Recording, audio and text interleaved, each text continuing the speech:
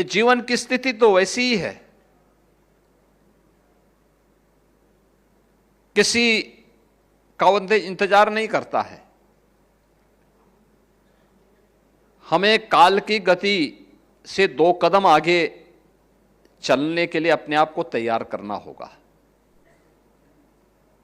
जो व्यक्ति, समाज या देश काल की उस गति को पहचान नहीं पाता है,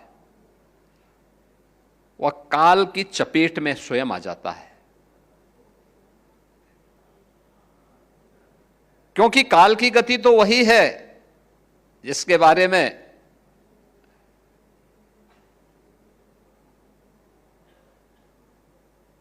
डॉक्टर श्याम नारायण पांडे ने कहा था कि यह महाकाल का आसन है, इस पर न किसी का शासन है। यानी काल की गति पर किसी का शासन नहीं होता है।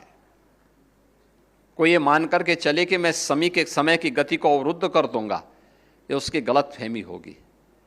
हमें उससे 2 कदम आगे चलने के लिए अपने आप को तैयार करना पड़ेगा। अगर हम चलेंगे तो प्रगति करेंगे।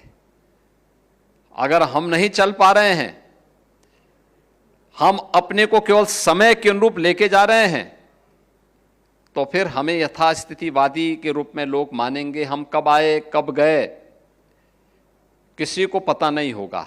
लेकिन अगर हमारे कारण संस्थान को नुकसान हो रहा है तो मान के चलिए कि आने वाली पीढ़ी कभी हमें माफ नहीं करने वाली है, कभी माफ नहीं करने वाली है।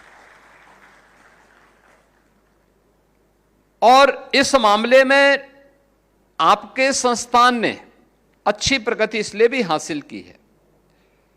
आयुर्विज्ञान संस्थान 5 वर्ष में, डॉक्टर राम मनोहर लोहिया आयुर्विज्ञान संस्थान 5 वर्ष में प्रदेश के अंदर जो हमारे 3 टॉप के चिकित्सा संस्थान है, जिसमें KGMU 110 वर्ष की अपनी आयु पूरी कर चुका है, तो स्वाभाविक रूप से वह तो आगे रहेगा ही रहेगा। SGPGI वह भी कमोवेश 4 दशक पुराना है, लेकिन आप लोग 5 वर्ष में या 19 वर्ष में एक लंबी छलांग लगा करके प्रदेश के अंदर 25 करोड़ की आबादी में आपने नंबर 3 के स्थान के साथ तीसरे 3 टॉप के जो संस्थान है, टॉप 3 में हम अपने आप को स्थापित कर चुके हैं। ये चीजें दिखाती हैं कि हमारी दिशा सही है, हमारी लीडरशिप सही है, हम सही दिशा में आगे बढ़ रहे हैं। भौतिक चुनौतियां आती हैं, लेकिन टीम वर्क होता है, कार्य करने का जज्बा होता है, तो वह लोगों के मन में एक नई उत्साह का संचार करता है। आपके लिए यह अवसर इसलिए भी महत्वपूर्ण है क्योंकि